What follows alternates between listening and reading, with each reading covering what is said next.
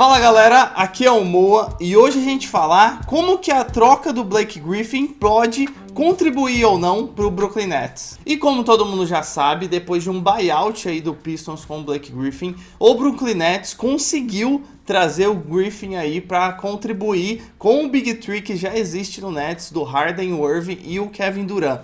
Mesmo concorrendo com outros times como o Golden State Warriors e o Miami Heat, o Nets saiu na frente e conseguiu convencer o Blake Griffin a vir para essa equipe. Além disso, o Griffin ainda deixou de ganhar ou cedeu um contrato que ele tinha com o Detroit Pistons por mais 2 anos. Ele ia ganhar 13 milhões de dólares nesses 2 anos de contrato ainda, para ir pro Brooklyn Nets. E olha só a diferença, o Blake Griffin ia ganhar os 13 milhões em 2 anos no Detroit Pistons, e agora no Brooklyn Nets, ele por 1 ano fechou o mínimo valor de veterano para jogar nesse time. Ele vai jogar por 1,29 milhões de dólares. Então se liga, ele trocou 13 milhões em 2 anos por 1,29 em 1 ano. E é óbvio que o Blake Griffin fez isso, como a gente já comentou no episódio aqui sobre as trocas, como que elas acontecem. É lógico que o Blake Griffin fez isso porque ele não tá ligando. É lógico que o dinheiro é importante,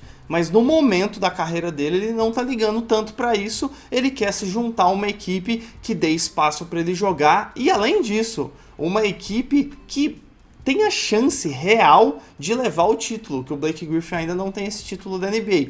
No Detroit Pistons, a gente sabe que isso não ia acontecer. O Pistons está em último na Conferência Leste, o Blake Griffin até tinha alguns minutos lá, talvez mais minutos do que ele vai ter no Nets, porém, o Nets tem chance de chegar muito à frente no campeonato, sem dúvida nenhuma. E olha só esse time: DeAndre Jordan, Blake Griffin, Kevin Durant, James Harden e Kyrie Irving. Parece ou não parece um time do NBA 2K? Por isso que estão falando que o Brooklyn tá fazendo uma panela, o Kevin Durant é paneleiro.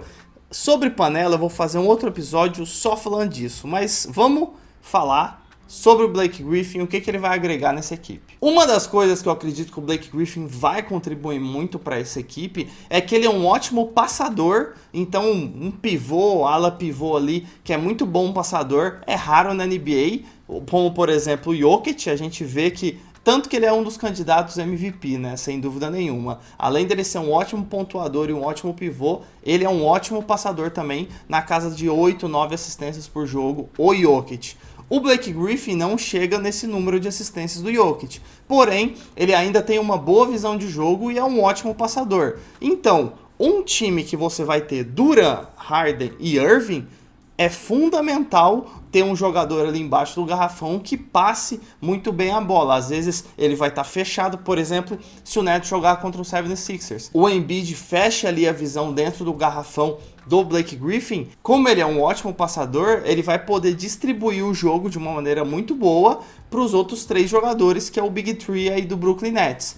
Além disso, o Blake Griffin ainda tem um chute de média distância, que também é muito difícil a gente ver pivôs com esse chute. O Adebayo tem esse chute de média distância, o Jokic, o Embiid tem esse chute. A gente está falando de poucos, na NBA a gente tem 30 times e mais de um pivô por time, então são poucos que tem esse chute de média distância, e o Blake Griffin tem. O chute de longa distância, ele não é igual o Jokic e às vezes o Embiid que tem também, mas não precisa, né? Nesse time do Brooklyn Nets, com Harden, Irving, Durant, ainda tem o Joe Harris para chutar de 3, não precisa de mais um cara. Então, só essa contribuição do Griffin de passador e chute de média distância já tá ótimo. Além disso, o Blake Griffin vai dar mais opções a esse time do Nets, que é o que eu já comentei em outros episódios. Quais são as fraquezas do Brooklyn Nets hoje?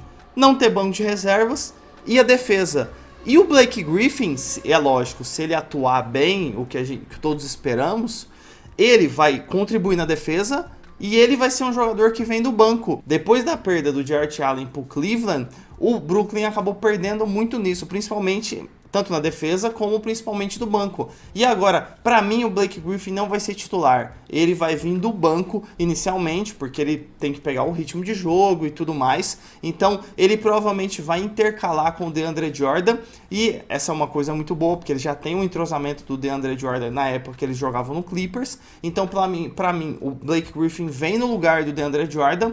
Provavelmente nessa formação na quadra fique o Irving e o Harden. Acho que fica os dois. Quando o Griffin entrar, provavelmente o KD e o DeAndre Jordan sentem. E aí o Joe Harris talvez fique. E aí outros jogadores. Então vai dar essa flexibilidade. Às vezes até pro Steve Nash de jogar às vezes com um small ball. Um time muito alto ou um small ball, então dá mais essa flexibilidade para ele e mais um jogador que vem do banco, né? E na parte da defesa acaba contribuindo muito. Então o Brooklyn tá aparando ali as arestas dessas fraquezas que eles tinham. Outro ponto que o Blake Griffin pode ajudar muito, agora falando da defesa do Brooklyn Nets, é na parte da comunicação.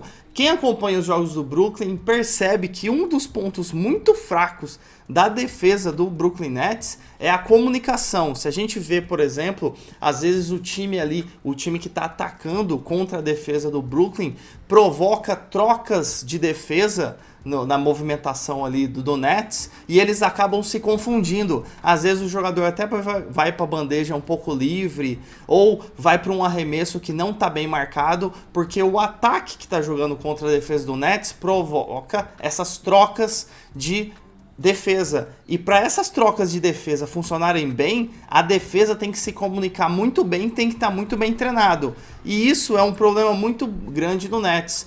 O Blake Griffin fazia isso muito bem na defesa do Pistons e antes também no Clippers. Então, essa parte da comunicação da defesa, o Griffin pode contribuir muito para a equipe. E ontem, no dia 21 de março, a gente já teve aí a estreia do Blake Griffin na vitória do Brooklyn Nets contra o Washington Wizards, que foi um jogo apertado, mas o Nets acabou vencendo no final. O Blake Griffin só fez 2 pontos, ele jogou um pouco mais de 10 minutos aí nessa partida, e esses 2 pontos foram do quê?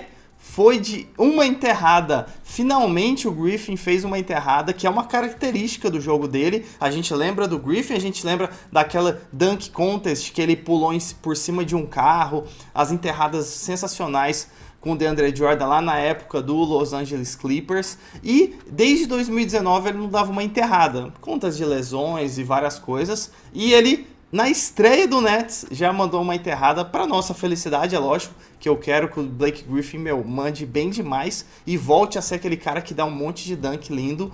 Todos os highlights, né, da NBA, quase sempre tinha ele dando aquelas enterradas. E que ele se dê bem. Então, ele estreou, fez só 2 pontos, mas foi uma estreia, ele tá se adequando ainda e foi de uma enterrada, que é top demais. Olha só, se todo mundo tiver quente no jogo, é lógico que com o entrosamento provavelmente isso aconteça nos playoffs. Mas, só queria deixar aqui no final. Imagina um time em quadra. DeAndre Jordan pivô, Blake Griffin ala pivô, Kevin Durant de ala, James Harden de ala armador e o Kyrie Irving de armador. Cara, imagina esse time em quadra e eles, principalmente o DeAndre Jordan e o Blake Griffin, contribuindo da maneira certa para os outros 3, pro Big Three, destruir. Cara, é praticamente um time All-Star dentro da quadra de um time normal da NBA. E fechando aqui, como eu comentei, eu acredito que esse Brooklyn Nets,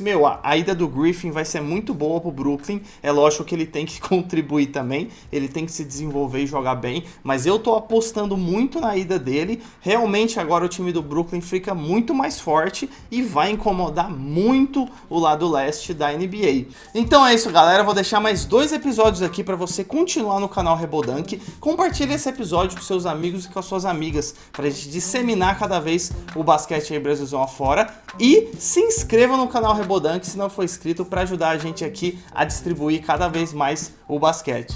Então é isso, valeu, falou!